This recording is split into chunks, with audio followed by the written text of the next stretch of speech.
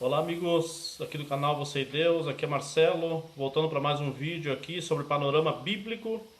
Lembrando no início desse vídeo de pedir a você que deixe seu like no vídeo, que se inscreva no canal e também que compartilhe para que mais pessoas possam ouvir, aprender e conhecer a vontade de Deus. Muito bem, então nós estamos agora nos livros das crônicas. É o primeiro e o segundo livro das crônicas. Eles fazem parte dos livros históricos do Antigo Testamento.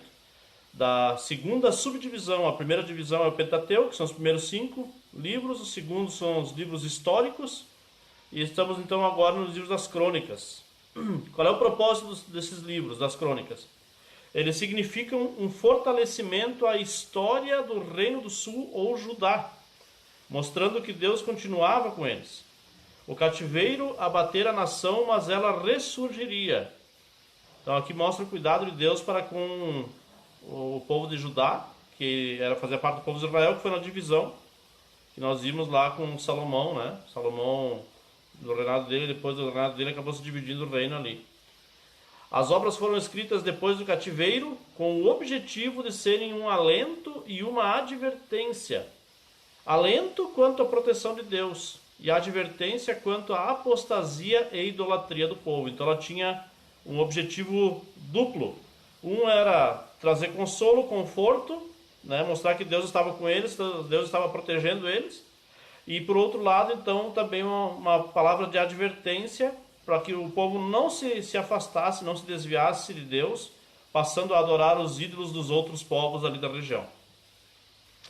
O autor buscou respostas às questões da razão do exílio, do culto a Deus, da importância do templo. Tá? Então, quem escreveu os livros ali estava preocupado em buscar respostas do porquê que o povo foi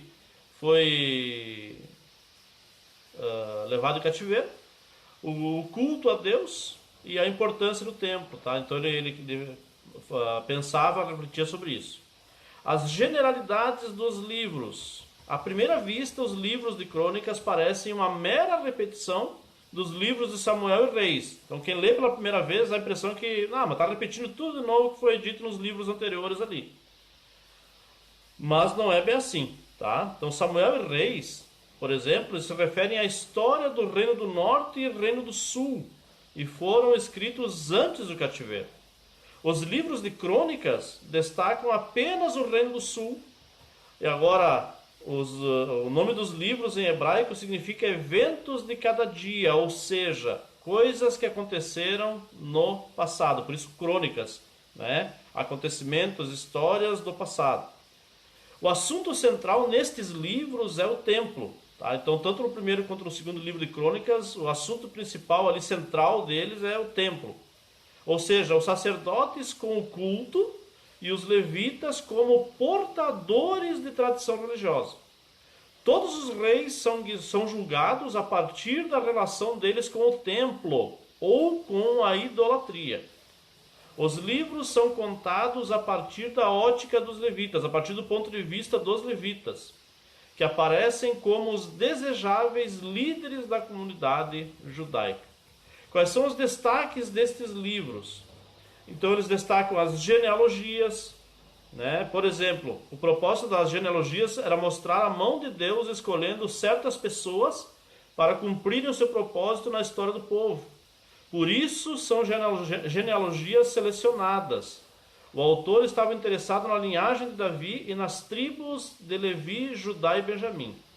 Outro destaque do livro é o reinado de Davi, o reinado de Salomão, os reis de Judá. Então esses são os principais destaques dos livros, primeiro e segundo livro de crônicas.